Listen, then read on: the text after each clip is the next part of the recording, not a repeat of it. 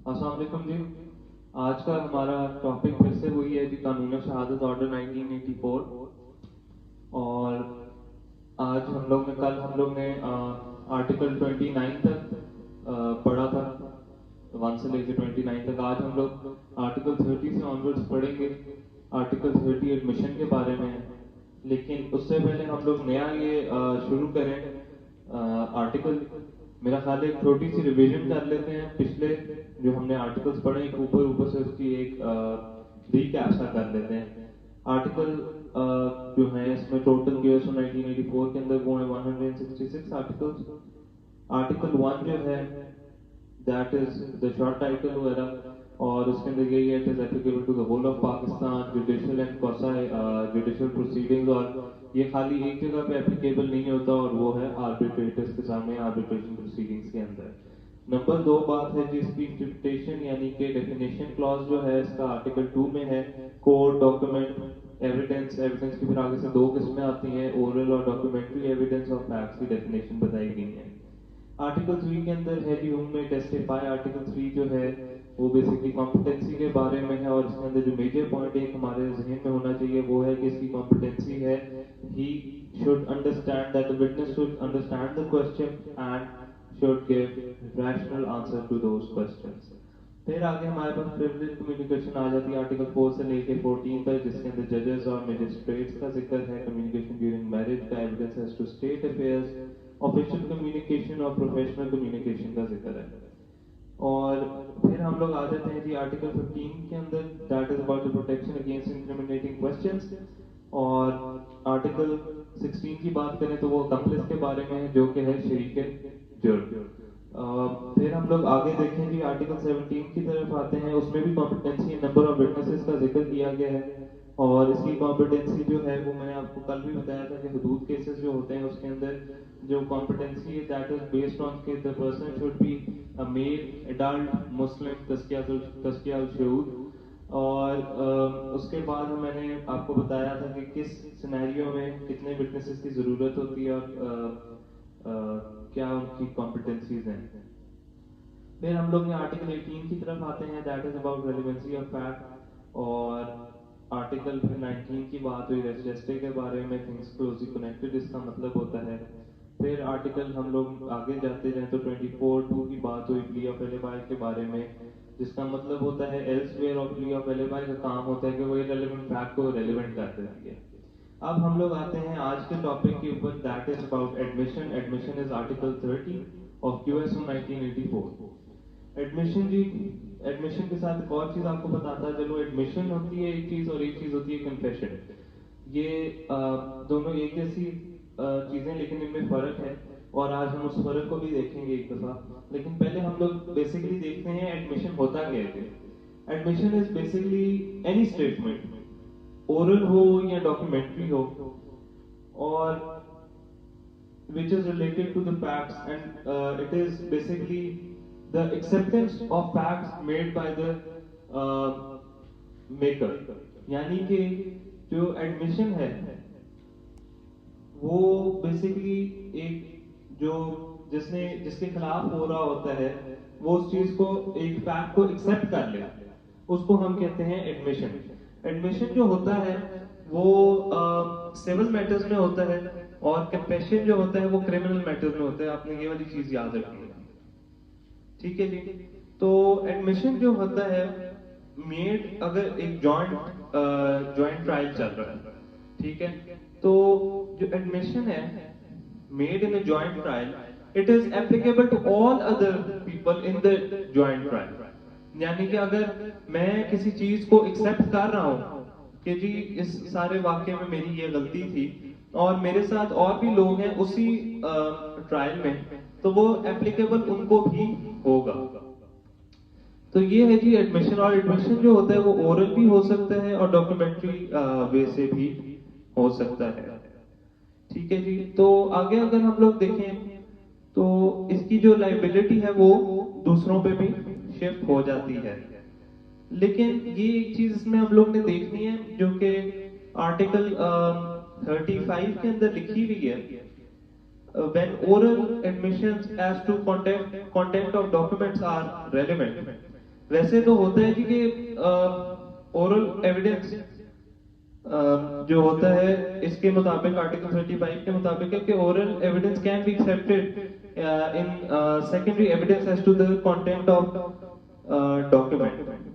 ठीक है जी।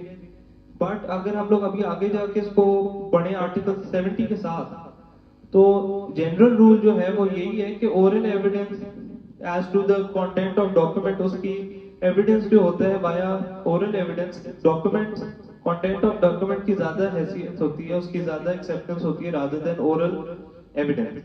तो आर्टिकल 35 जो है वो बेसिकली एक्सेप्शन है to the general rule which is stated in article 70। इसको हम आगे जाके पढ़ेंगे जब हम ओरल एविडेंस के बारे में पढ़ेंगे, तो अभी के लिए इतना याद रख लीजिए। फिर आगे हम लोग पढ़े आर्टिकल 36 के admission in civil cases when relevant. तो इसके अंदर बेसिकली एक चीज आती है, और आप आगे भी आर्टिकल्स पढ़ेंगे। एक्चुअली ये आर्टिकल्स जो है वो थोड़े से इंटरलिंक्ड भी हैं। इसको समझने के लिए आपको पूरा एक दफा वो बेयर एक्ट को पढ़ना पड़ेगा, पूरे एडमिशन के जितने आर्टिकल्स हैं उनको पढ़ेंगे तो आपको एक लॉजिक समझ आएगी उसकी। तो इसकी एक मिसाल दे देता हूँ कि जी 3 अगर पार्टिसिपेंट्स हैं केस के अंदर, तब एडमिशन के अंदर आपको पता है अगर तो वो एक्सेप्टेबल, एक बंदा एक्सेप्ट कर ले अपनी गलती को तो वो दूसरे पे एप्लीकेबल हो जाती है। तो इसी तरह अगर 3 लोग हैं और 2 लोग एक पार्टी के और एक बंदा एक साइड पे है, तो वो 2 लोग क्या कर सकते हैं, ए बी और सी अगर, तो ए और बी एक साइड पे है, सी जो है वो दूसरी साइड पे है, और वो एडमिशन नहीं कर रहा, वो अपनी गलती को एक्सेप्ट नहीं कर रहे, अपनी बात को एक्सेप्ट नहीं कर रहा, तो वो आर्टिकल जो बी है वो चला जाएगा सी के साथ और वो शो यूं करेगा कि I am with C whereas he is with A, और वो बी वहां पे जाके एडमिशन कर देगा कि जी जी ये मेरी गलती है, मेरे थ्रू हुआ है, और एंड पे बेनिफिट जो है वो ए को चला जाएगा, और ए और बी को बेनिफिट होगा, वजह सी के साथ नाइंसाफी हो जाएगी। तो इसके अंदर ये है जी कि when under article 31 admission will be made by B, it would be automatically binding on C। तो रिजल्ट्स क्योंकि फेवर ऑफ ए और बी में चले जाएंगे, तो इसमें अदालत क्या करेगी, if they get to know about such an admission then such an admission will not be admissible. ठीक है, तो ये बेसिकली एडमिशन के बारे में था। और एडमिशन के बाद हम लोग अब पढ़ते हैं जी कन्फेशन।